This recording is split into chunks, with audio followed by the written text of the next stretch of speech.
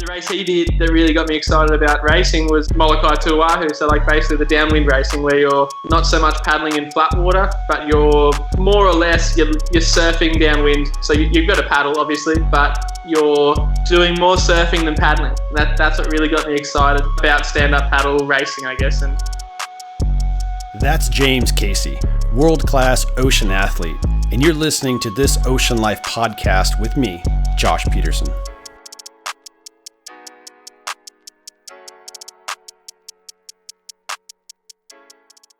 Today we hear the stories of professional athlete and man of the water James Casey, who takes us down his path from a young grom taking his beatings in Hawaiian surf to the dominant stand-up paddleboarder that he is today, winning the infamous Molokai to Oahu paddle race on his SUP in 2019. James's stories and perspectives on his love for coaching and foiling, traveling the world, running camps in Thailand and the Maldives, and commitment to family are fun and inspirational. I was lucky enough to have time with James before he took off from his home in Sydney to fly out for the Red Bull Heavy Water event in San Francisco. In October of 2019, it's the fall season here where I am, and a couple months since, you had a pretty rad victory at Molokai to Oahu. Finished first place SUP Unlimited, first place overall SUP at 4 minutes, 3 seconds. That's the second best time ever, man. So first, congratulations on that one to you, mate. yeah, thanks so much. That's been a long-term goal of mine. So yeah, I was glad to tick that one off for sure. It was a good one, and to do it for Dad was super sweet. So rad. So take us through your race this year and tell us how it went. Yeah, I guess starting where it all began, like 5 years ago, or 6 years ago probably now, I started paddling race boards. And before that, my dad did a little bit of paddling too, and he influenced me to do stand-up, but I never was interested in the racing, and I got into the stand-up surfing side of things. And then probably about 3 years later, I got into the racing, and Dad had sort of hung up the paddle by then, went for a paddle when it was super windy or big surf. But he definitely influenced me to start paddling. And the race he did that really got me excited about racing was Molokai to Oahu. So like basically the downwind racing where you're not so much paddling in flat water, but you're more or less, you're surfing downwind. So you've got to paddle obviously, but you're doing more surfing than paddling. And that's what really got me excited about stand-up paddle racing, I guess. And luckily enough, my dad's got a house over in Maui, so we were lucky to but spend a lot of our time over there. The Molokai run is literally, Molokai Bay is the closest beach from where our place is in Maui. So it's like we didn't realize how lucky we were. Like we kited a lot before, but yeah, we got into the downwind sort of side of things, and yeah, managed to put a lot of hours in on the Molokai run when we went over there in July as sort of a family holiday, and again in your winter, so January we used to go over as well. And I guess it was super lucky that sort of was there, and Dad's place was so close. When I started paddling, my whole goal was to get good at downwind paddling, and eventually, as like a pipe dream, like win Molokai to Oahu. Yeah, so my first sort of downwind racing, I got beaten by chicks. I got beaten by 50-year-olds, and all these. So it was, I didn't start and all of a sudden be good at it. I didn't understand it, and basically I thought, being a young, strong kid, I was like, okay, I'm just going to paddle as hard as I can. And that's almost the exactly wrong thing you should be doing. You got to think about reading the ocean and sort of flowing with it. And like being a surfer, I thought, oh, well, I can stand up paddle, I can surf, I should be able to downwind paddle because it's just surfing downwind. But it's so wrong. I was so wrong. I think 3 years before I really figured out how to downwind properly. And there were a few light bulb moments paddling with guys like Travis Grant, Matt Nottage, local guy Dave Kassane. And they didn't give away a lot of information to me, but just little things. Like I remember Travis said to me once, think about surfing behind the bump rather than try and go up and over it all the time. Yep. I was playing the bumps pretty well, but I couldn't. I'd always basically make mistakes. You run into the bump in front of you and you stop. I remember it was before Molokai, probably 2015 or 2014, and he said that to me, and I'm like, like a little light bulb moment, and I had my best Molokai race, to date. And then the following July, I paddled a lot with Matt Nottage, who's a very good downwind paddler. He spent a lot of time in an outrigger canoe, and we just literally did Molokai runs all July leading up to Molokai. And that was the first year I did Molokai. He beat me in Maui to Molokai, and then I beat him in Molokai to Oahu. So I was a little bit stronger paddler. He was a bit better in the bumps, but we learned a lot off each other that year, just basically paddling the Molokai run, and just basically we'd be surfing the exact same bump. He'd go right, I'd go left. We come back, we'd be right next to each other again. Cool. Follow me, and it was just epic, just super fun bumps, and it was a really good summer. And then I guess I got 5th that year in Molokai. That was my second year. I got 4th the following year, 4th last year as well. So I was in the mix, but I had never had a podium. Last year I got my first podium finish behind Travis Grant and Connor Baxter, which was, that's sharing a podium with those two guys is basically like winning. They're the they're top dogs really in downwind paddling in Hawaii anyway. So I considered that to be a really good result. And I kind of joked with a few people afterwards. I'm like, well, I've been 5 years, next year's going to be my 5th year. I've done 5th once, 4th twice, 3rd once. And I guess I can skip 2nd and go to 1st now. Yeah, go right to 1st. I guess it's my turn, I've done 5 years coming up. Maybe I'll do 2nd again, then I'll go to 1st the year after. No pressure kind of thing. And then, in the lead up, there's always Connor and Travis are just such freaks. And then there's Michael Booth as well, who's not so much a freak in the bumps, but he's just a freak in every sort of aspect of paddling, whether it be surfing or whether it be flat water or whether it be downwind. A lot of people underestimate how good he is downwind. So that was always going to be a tough one with I was thinking I had those 3 people to race. And then I went to Maui to Molokai sort of a month out from Molokai, and I raced Connor and Travis. Basically, it was an awesome race between. I led for I think probably 70% of it. I sort of took off and tried to put a bit of a gap on them because Connor always seems to run away with it at the end. So I tried to put a bit of pressure on Connor, and basically at probably 10 k's to go or 12 kilometers to go, 8 miles, I was out front by probably a good quarter mile probably, and behind me was Travis and behind him was Connor, sort of a similar sort of quarter mile apart. And there was a boat, one of the friends of mine, Bozo, Uncle Bozo, who lives over on Molokai. He goes to me, dude, you're paddling really good, but your line sucks. You got to go closer to the island. You got to go closer to Molokai. So I was taking everyone off course, and they're all following you. Yeah, it was the first year that Connor didn't have his dad escorting him. His dad was just like a escort, sort of a safety boat instead of being his personal escort. So they were all me. Connor knew which way he should have been going. Travis, I think, usually just follows Connor, so he was just following me. And we sort of eventually they went inside me and caught up, and I went to them, and we're all together. And there was a moment where it was basically Connor, Travis, and I all together. And then Connor and I sort of got a few bumps and sort of took off away from Trav. And then so we thought, okay, it's a race between Connor and I. It's this one-on-one now. So I was like, okay, this is cool. I haven't been in this situation before. And so with me and Connor battling away, and then we had a look probably 2 kilometres later. Looked way on the inside, and Travis has taken a complete super north line and going way up inside, almost inside the reef at Molokai. And we look, no way, he can't be overtaking us there. Oh.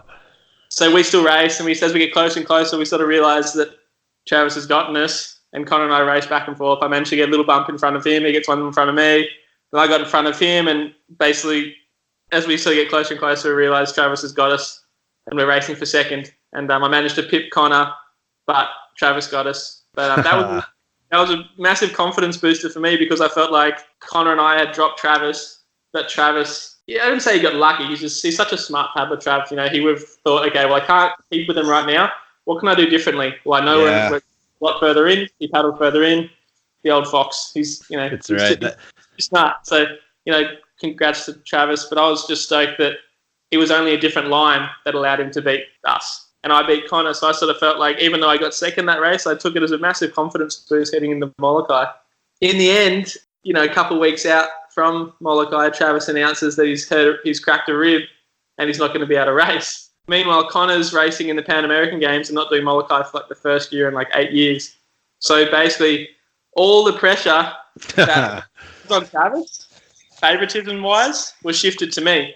Because I came third last year. Connor and Travis are out.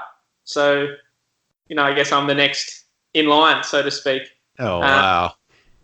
And then there's Boothie, who people write off as a flatwater paddler, which is so incorrect. He's such a strong paddler, and he lives in Perth, Western Australia, which is a super windy part of the world. He paddles a lot downwind. So I had all this going on, and in the background, my dad was diagnosed with a brain tumor back in probably April or no, it was probably end of February or March. It was around that time, which was, super heavy. So my dad, super active guy, got me into stand-up paddling. And now he can, at the time, in sort of April, May, June, and July, when I was heading over to Molokai, for Molokai to Oahu, he was only walking with a frame. His vision, man. Like, basically he can't see. He's really unstable. He couldn't get around the house. He had to ring a bell to get my stepmom to take him to the bathroom. It was just really, really confronting, I guess, and sad because he had the brain operate. They couldn't operate on it because it's by the brainstem. Right. So they had radiation, and now he's currently doing chemotherapy. And at the time, he was really just aged a lot. He was frail. Yeah. It just seemed like it wasn't looking so good. So I remember before I left, I said, Dad, I'm gonna win this one for you. And we both hugged it out. And then before I said that, I spoke to a mate of mine, Brad Gall, who's helped me a lot with everything to do with Molokai, and helped me heaps with all that. And I said to him, talking about the upcoming sort of Molokai to Oahu race. This was 3 or 4 months out, and I said to him, mate, would you be able to help me, get out in the channel and sort of practice in the bumps, and just when I come over, just help me out a little bit testing boards. And he's like, yeah, of course. So I told you, my dad's got a brain tumor, so he was on my boat last year, and I really want to have a good showing, and I want that for him, and he was just really supportive and helped me out a lot, and that was the first time I'd verbalised it to Brad, and it was really nice that I did in the end, but the story wasn't as easy as I guess it would have seemed with Travis pulling out. People sort of just expecting, all right, Jimmy's going to win now because he's had there's only Boothie who's never done the channel before, and Kenny who's had a few years off the channel and hasn't had that good a result out there on the stand-up. Yeah, but those guys, even if Travis and Connor were still in the race, man, they still would have had to paddle hard. I mean, your time of 4:03 was, dude, that's the second best ever. I mean, they would have still been, you would have been right. I mean, they would have been a pretty good battle. Those guys would have had to work pretty hard to get you on that day. I that's what I like to think too. But there's always going to be, even to me in my mind, you want to beat the best out there, and there's no doubt. I think Boothie will win a Molokai to Oahu one day. Yep. But Travis, at the moment, I think is the king of that sort of ocean paddling. But in saying that, I don't think Molokai to Oahu is more than just a one-day race. It's right. The race starts 6 months out, probably longer. And little things like doing a 6-man race and cracking your ribs, or not being sick in the lead up, and all that sort of stuff, that all counts in your lead up, I believe. And if you're not, thinking about or fully committed to Molokai, it's not going to allow you to win it, I guess. And I think maybe Travis didn't have it fully prioritized, and obviously cracking his rib, and he in saying that, he did paddle. He was still paddling at that time. He wasn't unable to paddle, but he wasn't at a point where he thought he could have won. Right. Kind of a bit of a compliment to myself and Boothie in a way, because if he respected us not to paddle injured and still think he could beat us.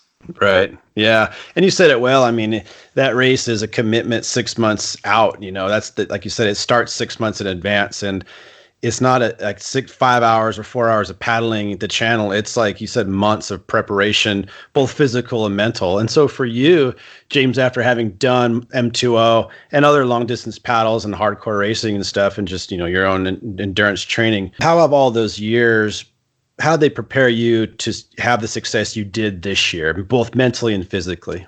The main thing is being comfortable on race day, and I guess not being panicked about it all. The first time you do Molokai, I guess the reason they say, people that have never done it before, the reason they're unlikely to win is because the organisation, the logistics, and all that sort of stuff is just so dense.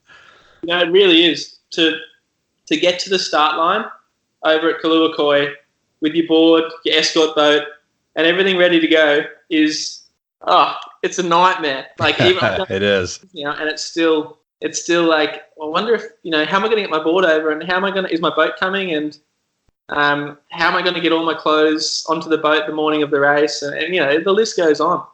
It's just one of those races. It's not just about the out on the water in the channel. And on top of that is the equipment, So this year I was kind of the best prepared I've ever been equipment-wise. I had a good board for the windy conditions, like big rough conditions, and I had a good board for if it was flat as well. So I was super confident going over, no matter what. The forecast is one thing, but no matter what the morning threw at us, that I was ready and I was confident that my equipment was going to be the best out there. So nice. So working with Marcus Tadru and Sunova Surfboards, that was something that we tested a lot of boards in the last 3 years, and I was confident that I had the best three that I'd ever paddled there at the start line. Nice. That in itself, even if they're not the best boards, mentally thinking that, okay, I've got the best boards, I've got an unfair advantage as soon as I jump on, as soon as the gun goes off. Yeah. That's a feeling to have, There's comfort. Yeah, so I can't thank Marcus and Sunova enough for supporting me in all of the R&D we did, and I was really stoked that Marcus was actually, he raced on the foil this year and finished, and I got to see him after the race. He's like, "Did you win?" I'm like, "Oh, Matt, yeah, I won it." He's like, it was such a pure moment. We spent so much time, so many hours and paddles together, and so it was really nice. Yeah, that's cool, man. So first place M2O, I mean, that's like legendary. I mean, like you said, you committed to your dad to do it for him. You did it, and just you've been angling for that as a bucket list item for many years, and you did it. So that's so just amazing, But then tied to the foiling too, and this question probably won't surprise you, and I'm sure you've gotten it from other people, is because you're strong. You're a strong and early adopter of foiling as well. Like we're talking about SUP, but man, you have another sort of side of your ocean, life. And there's a bunch of other ones too, but around foiling. And so, what about foiling M2O? Is this on your radar, maybe? Absolutely, it's been on my radar since they first announced it, and originally they actually said that they wanted to do it 2 separate days, which I was like, yeah, that's the dream. That's sick. So we could do, Molokai Standup and Prone one day, and then Molokai Prone like a week later, and that's obviously logistically it's a nightmare for them, like to run 2 events once. But the fact that with a foil board you can fly in with it, like it's a lot easier. Yep. In terms of the athletes, in terms of the organisation, I'm sure it's still, for the event, it's still painful, but they've promised that sort of the last 2 years, and as it's come closer, they've said, "Oh no, sorry, we have to do it it's all on the same day." Yep. And every time I speak to them after the race, like, we're going to have separate. They're like, "Oh yeah." So they want to, but it's a matter of whether it's, I guess, viable and an option. I think if it was still, as it has been the last 2 years, I think I'd still do stand up, just because I've worked so hard to get where I'm at in stand up, and to go to foiling, which at the moment it's a complete arms race. Like it's it's not who's the. There's sort of a few things going on. One, you've got to have the skills to be able to read the bumps, and that's obvious that Kai knows how to read the bumps. Right. 2 is equipment. So Jeffrey beat Kai by like 15 minutes to China Wall this year, but because Kai could pump his foil upwind, he beat Jeffrey by like 5 minutes. Yeah, man, crazy. What Kai did this year was basically skill. He was on a slower foil, so he should have lost. But the fact that Jeffrey came down and couldn't get back up on his foil shows 2 things: bit of inexperience from Jeffrey, because he's only young. I think he's 17. Yeah, he's young. Yeah, and 2, his foil was obviously probably a tiny bit too small, because that last bit of the race is still a part of the race. Right. So he had a foil that could keep going. He was a lot quicker in the channel where the bumps were good, but that last, I think it's 2 kilometres, like a mile and a bit, from China Wall into the finish. Right. That's part of the race that I guess he forgot about. And watching Kai come in, the way he navigated the reef and the rocks and the waves. He'd done he'd done that before. That wasn't the first time he'd foiled in at China Wall. Yeah, that's an epic finish. Our epic story is to have him come in to China Wall at Portlock Point there, 15 minutes ish behind, and then be able to move ahead by 5 at the finish line. And I agree with you. And I'm curious to get your perspective too. of like the technology advancements, but start, if you will, like take us back to the start of your own foiling days. I'm curious like how you got into it originally.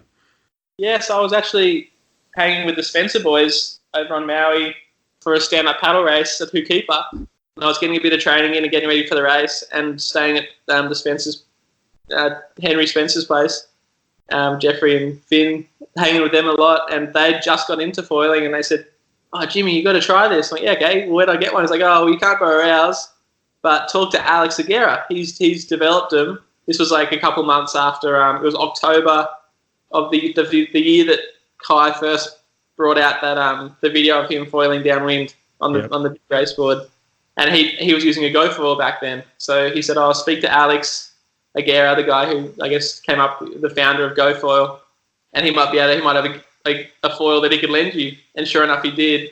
So one of my mates from Brazil, Vinny, and I, we borrowed this stand-up paddleboard with a foil for like a week before the race. So we'd go training in the morning and then go foiling the rest of the day, basically. And just sort of, we were looking back at it, was so dangerous what we were trying to do. We went to like little reef breaks that basically had too much energy for learning to foil, and just ate shit for like the whole week. But by the end, managed to get a couple good glides, and we had the bug big time.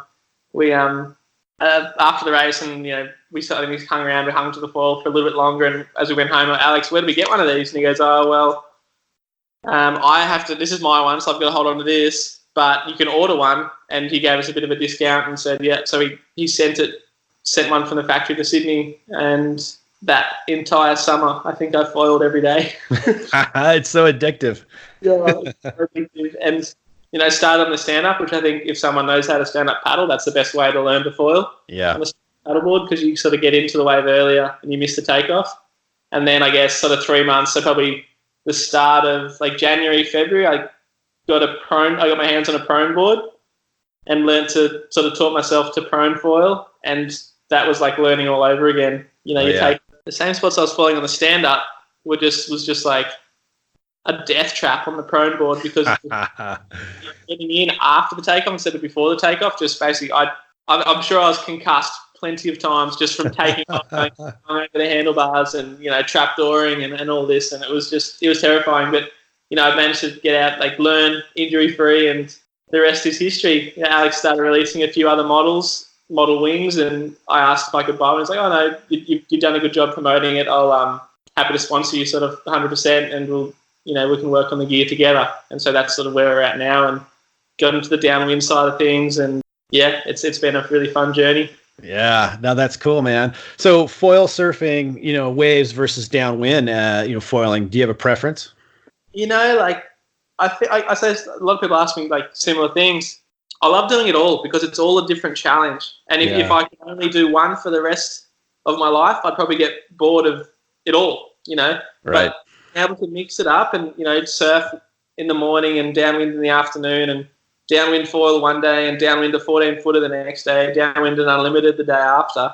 I just love mixing it up. And a lot of people, when you first learn to foil, you're addicted to the just foiling. I think for 3.5 months it was foil. Didn't touch a stand-up race board or a stand-up surfboard, just wanted to foil.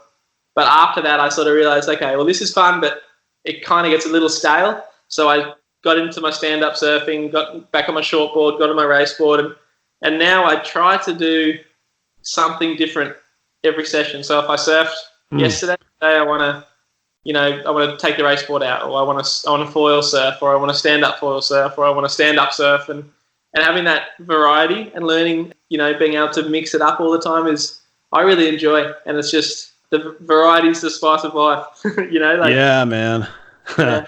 Yeah, I totally agree. I love that because I have a similar problem. It's not a problem, but it's a good problem to have, which is you have a lot of interest, you have a lot of gear, and sometimes like I went through a kind of a similar cycle of just kind of obsessing on the foil for almost last winter here in Santa Cruz, and there's tons of waves and surf, but I prone surf, but I just kind of foiled the whole time, and it was great. But then after I came out of that, I just realized, I was like, oh man, look at all the dust on my surfboards, and oh, look at my, my SUP foil. And so trying to mix it up, can be challenging, but you also though run foil camps. I've seen some really cool things where you basically take people out to Thailand and you train them to either folks who either want to learn how to foil or people who already know how to foil and help them get better. So talk about that, man. When you started that and what the camps are like. Yeah, so that's all with Sunova Surfboards, my main board sponsor, and they've just actually moved factories from basically just outside of Bangkok to now about 2 hours out of Phuket, and there's basically they moved from the city to like a little coastal village with, not epic waves, but waves that break fairly consistently and off-point breaks that are just like foil heaven. And the first time they moved there, I was probably like 18 months into foiling, and I said, Tino, we've got to run camps here. This is epic. Like, you couldn't run a surf camp here. You might be able to run a kite surfing camp here, but you could 100% run a foiling camp here. The waves, there's a beach break and then basically a reef where there's rights and lefts and A-frames and all these waves where, on the average day, it's probably too small to surf. Maybe if you longboard or if you're on a big stand-up paddleboard. But with a foil board, it's just a slice of heaven. Wow. It's amazing. And basically we talked about it back and forth, and, he organised stuff with the hotel and, off-season and, sort of found the right dates. And then this year, finally, we got it across the line, and only with like 3 weeks before the high season began. So we wanted to announce it just because we had finally got everything sorted, but we only had 3 weeks to get, people to come to the camp, which is pretty short notice for a lot of people.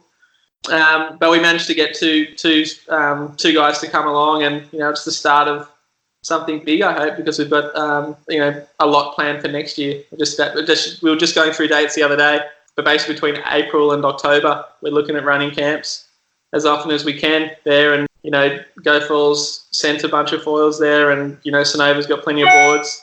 They've worked on them. Yeah, I'm pumped to get that going. We sort of just basically got it off the ground, and now we're in the high season over there, but come April, it's the low season in Thailand. So the weather, basically, the high season has no surf, the low season has waves. So basically that's why we're aiming for that sort of part of the year. And I can't wait to do that more. And this first one was mainly a sort of learn to foil camp. There were two guys, Andrew and Antoine, and Andrew had done a bit of foiling on his stand-up, but fairly new, and Antoine had basically never foiled before. So we got him behind the boat and got him out at the reef breaks and the beach breaks, and they learnt so much, and going through video footage and, one-on-one sessions and, talking about where to sit in the break, what gear to be using, being able to switch different boards, all the different foils, for a week straight. It was, they learned so much, and, it was a great experience for me and for. Yeah, that's really cool, because foiling is one of those things, man. It's not like there's just not a lot of people doing it yet. And maybe there never will be, but I'm guessing the adoption will continue to grow. But for folks who've been doing it for the last 2-3 years-ish, like here in Santa Cruz, it's like, there's been people surfing here forever, but very few foil people. So when you grab a foil board and you go out, there's really nobody to really watch to like pattern. Oh, what's that guy doing? How's he taking off? Where's he standing? You might have somebody, and then you'd be even luckier if it's like a friend of yours or a mate who's like been doing it for a while who can coach you up. And usually, and like probably like what you did was like you just get ejected, or you just get your ass kicked, and then you've kind of figured it out over time. But the benefit of a camp is like showing up and having somebody take you through, hey, your legs should be wider, or look for this wave, and then taking the video. I can see just people getting so stoked and learning to do it better so much quicker. Oh, absolutely. I'm so jealous of them. Yeah. When I started to foil, no one even towed behind a boat or a jet ski or anything. Yeah, I know. Just paddle into little waves, and maybe just good luck. Hopefully it's not too big a wave. Yeah. Oh, man. And just getting pitched, man. But I saw a really cool clip on Instagram of you foiling kind of in my backyard here. San Francisco's near me, about an hour away in Santa Cruz, and you were jumping out at Fort Point under the Golden Gate Bridge. And that was a really neat video in your bright orange wetsuit with the red bridge. Yeah. But one thing, too, some of the guys here that I foil with a little bit, they go up there to the San Francisco Bay, and maybe you guys do this too. The big passenger ferries, the big 80, 100 foot, 100 bigger boats are motoring, and they'll just whip in and tow into these big wakes and basically just ride the wake and then pump to the next wake behind this thing for like 10, 15 minutes. It's freaking cool. Yeah, we here in Sydney we don't really have anything like that. There's the harbour where there's a bunch of ferries, but they kind of go a little bit. Well, you're not allowed jet skis in the harbour to start with, and it's just a little bit too big a city, I guess, doing that. A bit too busy a harbour. Yeah, I know in Hood River, a bunch of guys follow behind the stern wheeler and things like that. So it sounds like a lot of fun. And I've done a bit of towing, teaching a few friends behind the boat, and even just surfing the wake of your own boat's epic. Yeah, it is, man. It's so rad. I could sit and talk about foiling all day long. I'm not even that good at it, but it just feels so fun, But so let's shift over, talk about surfing. And you mentioned prone surfing is a big part of your past, and you picked up the SUP surfing as well. But there's some great shots you just ripping waves in the SUP board, and you've had success competing. You took second at the Sunset Pro back in 2016. So I don't know, talk about where you are these days with your SUP surfing. With the APP World Tour sort of coming and going, I guess I've been doing more of the racing of late. But with Barbados coming up, I'm all fired up for that, and I would never miss the Sunset Comp, because that's just like probably one of my favourite waves, and be able to surf it with 3 other guys out is like, it's you'd be crazy not to go a wave like that, and especially the waves we got. I think it was 3 years ago. It's just you got to go, and you never regret going over there for that. But Barbados is going to be exciting, and depending on how I go there, I'll see if I go to the Canaries for the final event. But otherwise, I've been doing lots of SUP surfing at home and competing in our state titles and local competitions, and actually have the Australian titles this weekend. I'm hoping Red Bull and Aussie titles don't clash. There's the Disco event. They're looking like we might run this Friday, and that would be the Saturday over here in Australia. And the surfing looks like it's going to start on the Monday, so I might miss the racing for Aussie titles. Oh man! But I wouldn't miss the surfing if it all ran.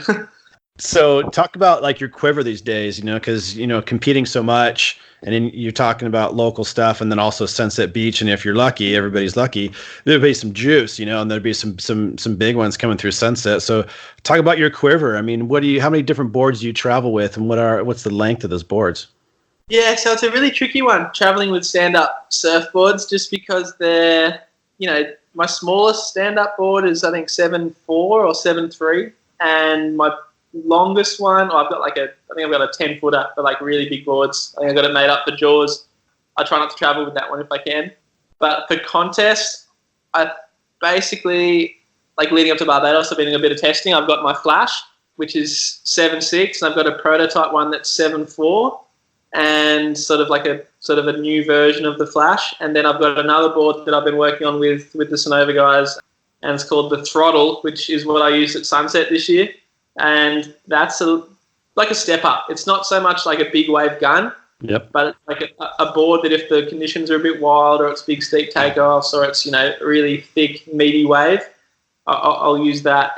So yeah, those basically, if I was to travel, it's really I want to be able to take 3 boards, but just the logistics of three stand-up surfboards is getting really difficult. So try to travel with 2, but 3 is ideal, really, because I'd take that prototype 7.4, I call it my grovel Flash, so it's like for smaller waves. And then I've got my Flash, which is good for just like your stock standard contest waves, 3 to 4 foot. Yep.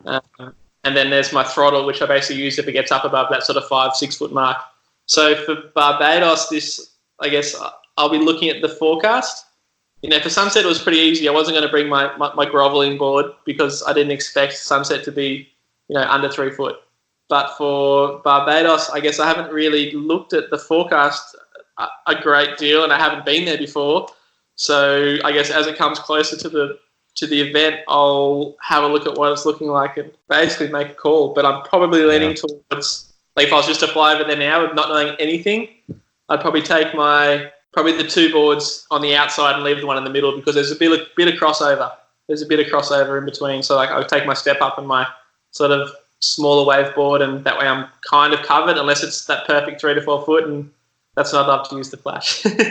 But, yeah, it's tricky. And then I guess I've been working on some boards with another board called the Placid, which is like a twin fin sort of board.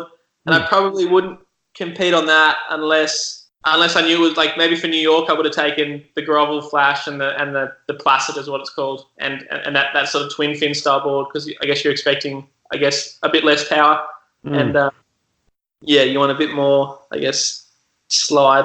But it's been really fun, and I guess the more I look into it, the more I realise that as specific as you can get a board to be, there's a lot to be said about a board that can work in everything, and not going to work the best in everything, but to have a board that works in 0 to 6 foot is ideal, and then 6 foot and up is sort of what you want.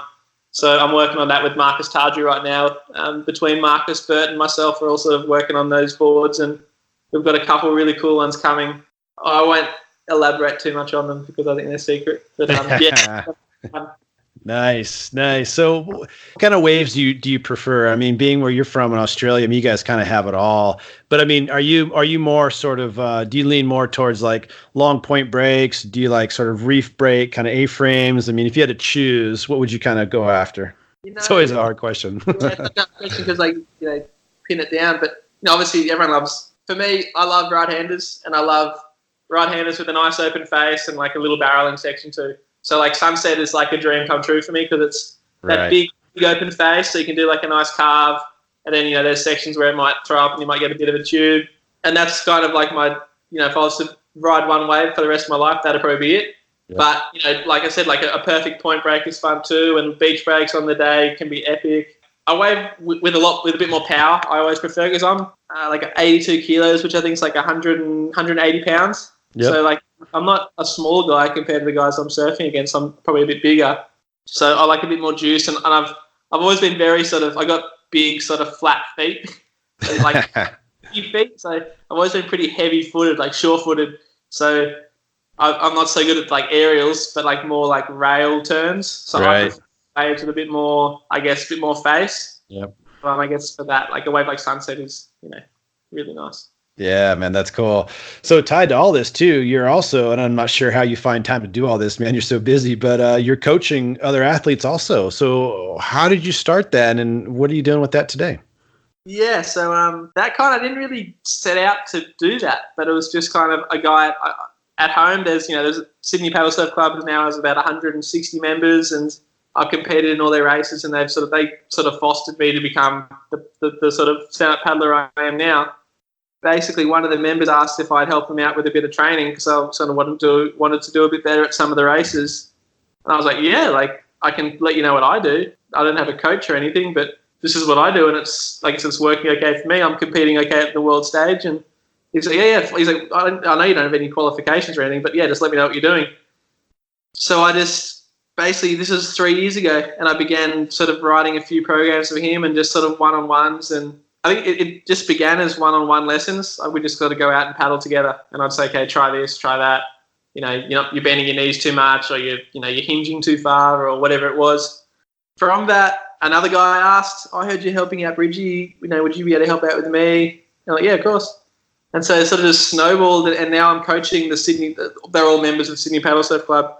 Now I'm coaching. I sort of write training programs for Sydney Paddle Surfing Club and do sort of private lessons as well as personalised sort of custom training programs for people mainly around Australia now. So I got a few people up along the east coast of Australia, got a couple of people over in Western Australia, and a guy down in Victoria too. So it's growing, and just like a little.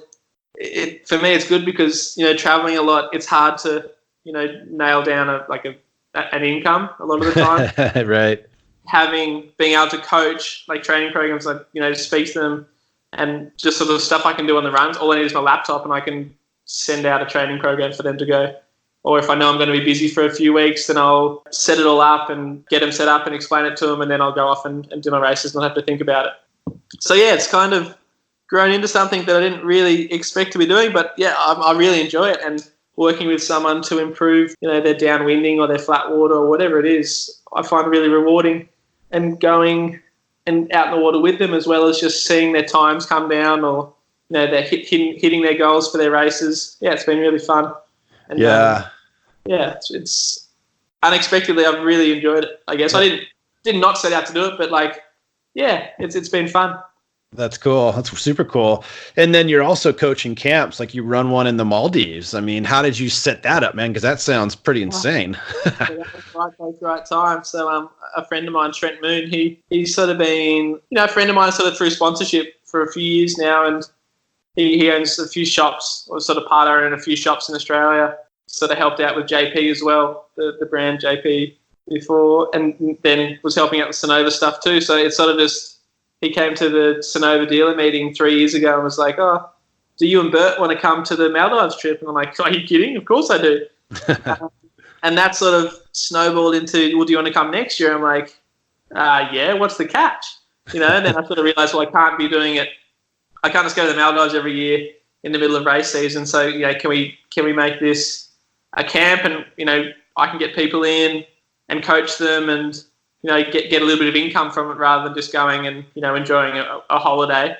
And he's like, "Yeah, of course. Like, I don't expect you to come, and like, if you're coming 3 trips in a year, that's like a month. And you can't live off nothing in a month." So he's like, "Yeah, well, let's try and work something out." So we figured out a sort of a deal. And, but yeah, last year 2 years ago I did 1 trip. Last year I did 2 trips, and this year coming 2020 I'm doing 3 trips. And I'd probably be doing more, but I think I'd have to fly out of the country and then go back in to stay that long in the Maldives. Wow, insane, man. That's pretty sweet. And so what's the format? You get like a crew of people and you're teaching them like downwinding and surfing on the SUP, or what are you guys doing? Surfing, because just being on a boat and traveling there, it's hard to get sort of downwind boards there. Yeah. I did take my 2-piece race board last year to train for Molokai, which was because I knew I was going to be there I was there for June. So I wanted to get, some sort of training in, and I left it over there with one of the local guys. So that was cool. But yeah, mainly surfing, and we sort of have a bit of a briefing at the beginning. This is what I'm going to help out with, and any questions, let me know. Anything you want to work on, I'm here to help everyone improve. So let's work on that. When we're out in the surf, I'll help people catch waves and then improve as well. And we got someone on the boat that's going to take photos and videos, and we go through that sort of 2 or 3 times during the trip. And I sometimes a bit mean, I'll single someone out, like, this he's an example of what not to do, and everyone's like, from then on no one else does that anymore. Like, maybe their legs are too straight or their paddle's on the wrong side, and for the rest, everyone's like, "Hey, your paddle's on the wrong side," and they'll all switch over, and they all learn to help each other in that sort of group environment. They say, "Don't do that. Remember what James said, do this." And it's all really friendly, and it's so far it's been really good. Everyone's just been really supportive, and everyone wants to improve and help everyone else improve. So it's like I just sort of guide it, and everyone sort of helps out, which is really nice. So it's been really fun. And last year, the two groups I did, I think 90% of them re-signed on for next year, for 2020. So oh wow, pretty stoked that they obviously enjoyed their trip and got a bit out of it, and coming back again, which is really nice to hear, and it'll be cool to catch up with them again next year. Yeah, that's cool. And one thing that I've noticed when I help other people just like, learn to surf or dive, whatever it is, it's a nice opportunity to kind of evaluate and take a look at your own, what you do, your own stuff, And I've noticed, like, when I'm like looking at somebody else trying to help them, I'm like, geez, how do I hold my shoulder or do whatever, or how I breathe up to dive or whatever it is. And so how has coaching and training others kind of helped you reflect and potentially improve on your own just technique in the water? Yeah, massively. I analyze my own stuff as well now, because I guess I don't have someone that's coaching me, but when people ask, how come you can go this fast in this, or how did you make that turn when I have no chance of making that turn as well? Well, let's have a look at it. Let's slow-mo it, and we'll go through it together, and you look at our shoulders, hips, knees, and where I'm looking and all that sort of stuff, and it's like, okay, so the paddle's there and I'm bracing on the paddle. When where my eyes look, my whole body follows. So doing this, and it's okay, well, see how I did a bobble there, and I fell off, or the nose caught a little bit, so I should have had more pressure on my back foot, or little things like that. You can, by breaking it down for them, you're actually learning yourself why it does not work. So yeah, it's off for sure. By teaching others, you learn so much about yourself, and I think that's where I sort of increased talking about like my downwind sort of skills. When I got into coaching others, sort of for all the sort of downwind and flatwater stuff. That's when I really found I improved myself in all the downwind stuff, the more technical stuff, because you've got to break it down. When you do break it down, you understand what you're doing well and what you're doing wrong. yeah, I think it for sure helps develop your own skills as well as understanding what works, and you do more of that. So yeah, it's for sure. Yeah, by breaking down it for others, you break it down for yourself as well, and it's been really good.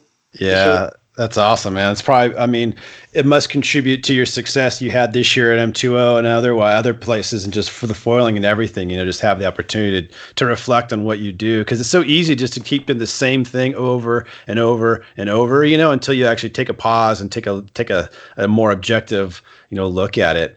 But when we started, chatting earlier, you mentioned your father, and he's a big influence in this year, and he's had some health issues and he's working through that now. But one of the cool things you got on your website, KCOz.com. It's a great site. We'll talk about it in a moment, but there's this really cool blog and you've got some neat articles and stuff. One of them is about your father, and I just want to touch on him because I'm so I love the older generation who have raised us and inspired us in so many ways. And I think your dad's one of those guys, and just reading that quick article, it's like, he's just it sounds like a real legend of the water. I mean, a Kona Ironman finisher, SUPs, he's towed Jaws, he's shaped surfboards, all kinds of stuff. So kind of two questions in one to you, James. I mean, one is just share how he has been such a big mentor to you, inspiring you as a grom, as a kid, just getting in the water to today, and then move into a pretty gnarly story I think you guys got when you did in 2014 a Maui paddleboard race together. That was pretty heavy duty. Yeah. So I guess growing up, looking back at it, my dad always, I guess, threw my brother and I in the deep end when it came to the ocean. Basically, I remember my older sister tells a story that, she was, only 2 or 3 or something, and Dad took her out in the boogie board, and, they got this massive wave on their head out North Narrabeen Point, and it just scared the hell out of her. It didn't really throw her off the ocean, but it still sort of stays with her to this day. And looking back at it, Dad definitely took us out. I remember one of the first times I went to Hawaii on the North Shore was with my dad, and I think I was 12 or 13. And it was a big swell, and we hired boards from wave riding vehicles, and we only had one board big enough to surf this day. And my dad went out. He got a couple waves at Haleiwa, and he got sort of 2 or 3 waves, and he got one wave on the head and just got held under for ages, tombstone. And then he came in after the wave. He's like, "What do you think, James? Do you want to go out?" And I looked at my brother. My brother was like, "No way." He was a bit younger than me. And I said, "Oh, yeah, I'll give it a go." The fact that I considered giving it a go, even though I'd seen my dad get flogged. And, I'd been in big surf, but nothing like Hawaii, like North Shore big surf. There was no hesitation. My dad, he couldn't come out with me because we only had one board. And he's like, "Yeah, okay, give it a go." And so he let me go out, paddle out by myself, and showed me this is the rip and this is where to go out, which I kind of knew. And I remember I got out there, and it was a lull, and I was like, okay, I was sitting at the back, and then a massive set came out. Haleiwa, if you haven't surfed there before, there's a massive, I guess, current that takes you deeper, more the impact zone. And I was sitting with everyone, and then a set came, and everyone starts paddling, and I'm paddling as hard as I haven't caught a wave yet. I'm paddling as hard as I can to get up and over this wave. I've been sitting out there for 5-10 minutes. And paddling up and over. I remember the first one, I tried to duck dive, and I almost got dragged back over the falls. So the second one, I went, okay, I'm not duck diving, I'm going to paddle over this thing. And I paddle over it, and just almost again got taken over the top on this bomb of a wave. And then there was a third one, and I remember paddling as hard as I could. And the last one I nearly got taken over, so I'm going to try duck diving, and I ducked over, and I just got under. And it was just my heart was in my mouth. I'm like, oh. I made it. I thought I was going to be tombstoning like my dad. I'm like, okay, I got to get a wave in now. And I sort of looked around, and there's sort of, 4 or 5 other guys out, and they're sort of sitting there. And I'm like, okay, well, I'm not going to catch one. I don't really want to catch one of those big ones. So I sort of snuck to the inside and a little bit wider. And I remember there was one, I chose one. I'm going to go this one. I remember starting to paddle for it, and I could see everyone else starting to paddle out. And I'm like, okay, if I miss this one, oh yeah, I'm smashed. So I paddled as hard as paddled as hard as I could, and I managed to catch it, and I got in all safe. Because I got a 6-footer, and it was a 10-foot day. Yeah. But I was so relieved that I got in. But I think that whole experience is a testament to my dad sort of teaching us to surf and growing up in the ocean, and reading the lineup, and getting away with it even if you're a bit out of your comfort zone. So he taught me to kite surf and windsurf and then stand up paddle and all that. And I guess that was how he taught us and mentored my brother and I. always taking us in the deep end and surfing outer reefs and I guess spots that most of my mates would never even think about surfing.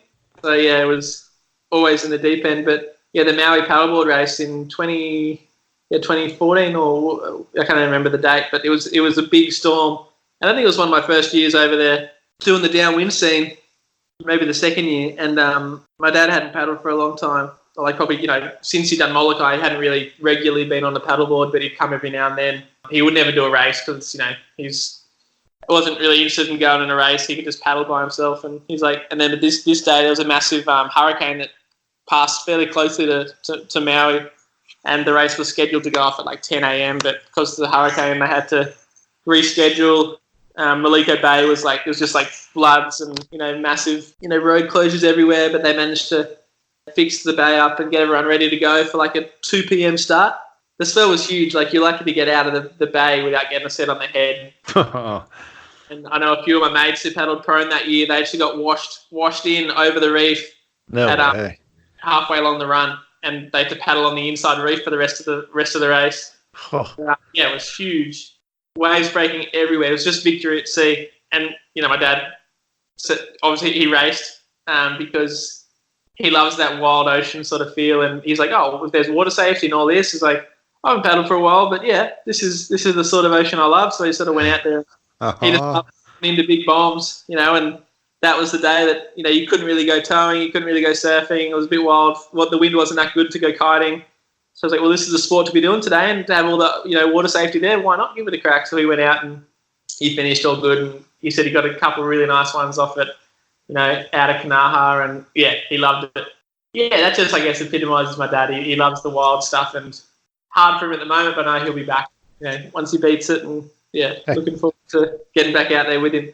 Oh, heck yeah, man. That's cool. It's cool to have like that guidance, It's like he wouldn't throw you in the deep end if it was too deep for you, but it was also to push you, and then you've learned so much, and you take that with you today, being the age you're at and just being able to push physically and mentally through a Molokai to Oahu or, some other things, and so, yeah, we're good vibes to your dad getting better for sure, and then just the family in general, like we mentioned your website, and you guys got some cool stuff there. I mean, talk about that for a moment. It's like you got some products, you got your coaching there. I mean, it's a pretty neat, like, sort of family business you guys got going.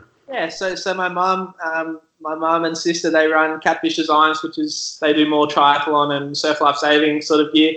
Just basically ocean wear. So like whether it be swimwear, bikinis, triathlon gear, the shorts and the bike tops and all that sort of stuff. And I said, well, I'm doing all the ocean stuff. Are we going to do something? Are we going to do something for me? Like, oh yeah, we can do that. And they sort of did it sort of half-assed for a little while. I'm like, okay, well, let's ramp it up a little bit. Let's rebrand it, because I've got a bit of a name in stand-up, and maybe we can sort of leverage off that, and we can, sell some of the stand-up specific gear.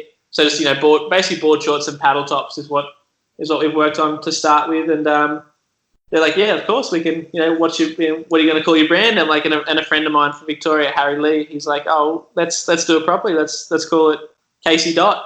It's a Casey with a dot. And that was our logo. And I think that's been around for, like, we've done that for just coming up to a year. So it hasn't been long, but yeah, we basically apparel, and then I already had my coaching business, so I sort of rebranded that. And then I'm working on some stuff with Sunova Surfboards, just to do some, I guess, like not custom boards, but boards that I ride. So I guess more high performance boards that can be used that anyone can buy, basically.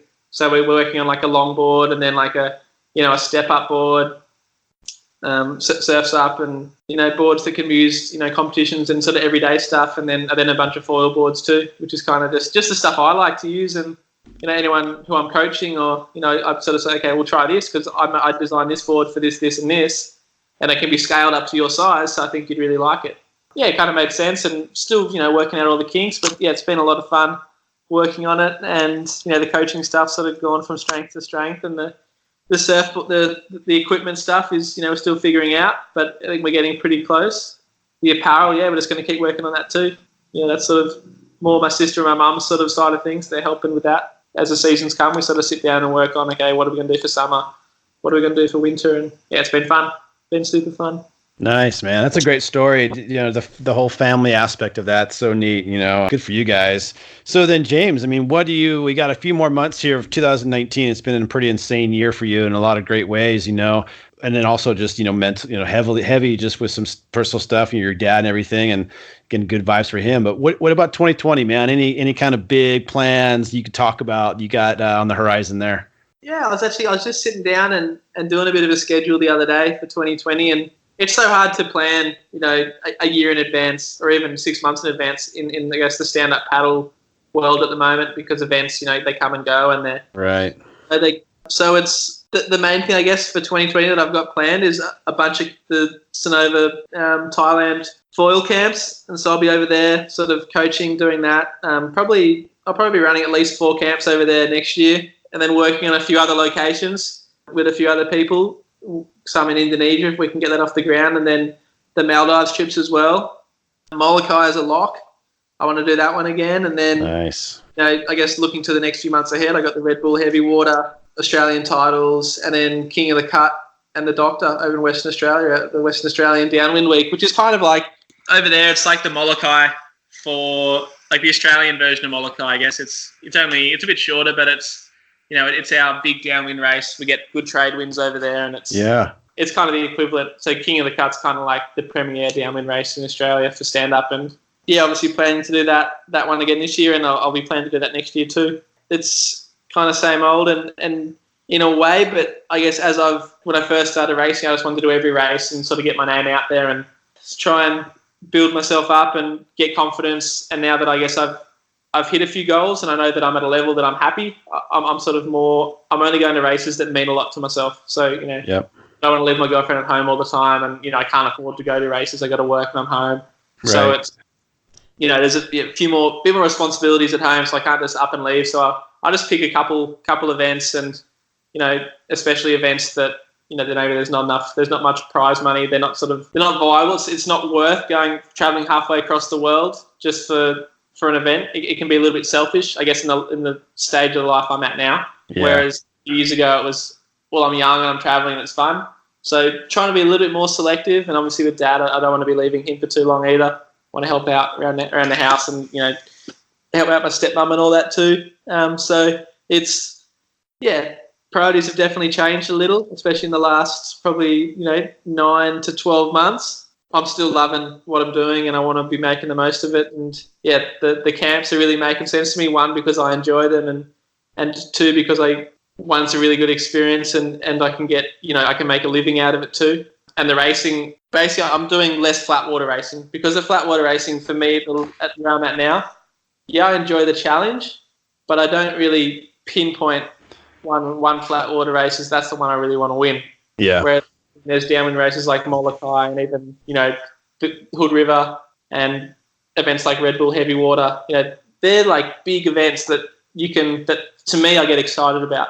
And If I get excited about it, I'm going to train hard for it. And if I train hard for it, it's not going to be a waste of time for me to travel over there.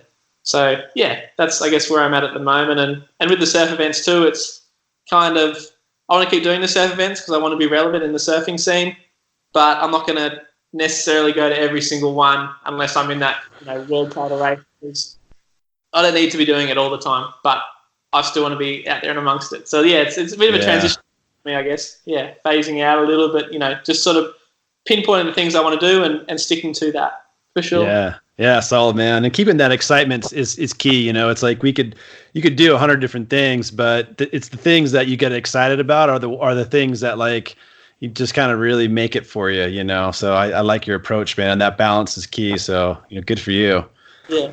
Well, James, this has been fun, man, and I've been stoked to just hear all this, and just been checking you out on Instagram, looking at your site and everything, and you're just doing some rad stuff. And again, appreciate you taking an hour out of your busy schedule to share with all of us. And next time you're in California and in the San Francisco area or Santa Cruz, man, hit me up. We'll get a downwind, a foil, a surf, or anything in between there, man.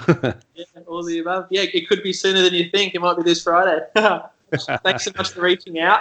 Been, you know, my pleasure to share my story, and yeah, thank you for, you know, asking all the right questions and being stoked. It's been fun. Yeah, man, 100%. Yeah, thank you, James. Appreciate it, man. Hey, good luck with everything, man, and really appreciate it. Thanks again. Yeah, thanks so much, Josh. All right. Cheers. All right, everybody. Thanks so much for listening to another podcast episode. Can't do it without you. And so thrilled to have you here supporting myself and the podcast and all the guests continually. Always appreciate a positive rating on your podcast app, whether it be Apple Podcasts, iTunes, Spotify, you name it. Just helps grow the podcast and spread awareness. So thanks for that.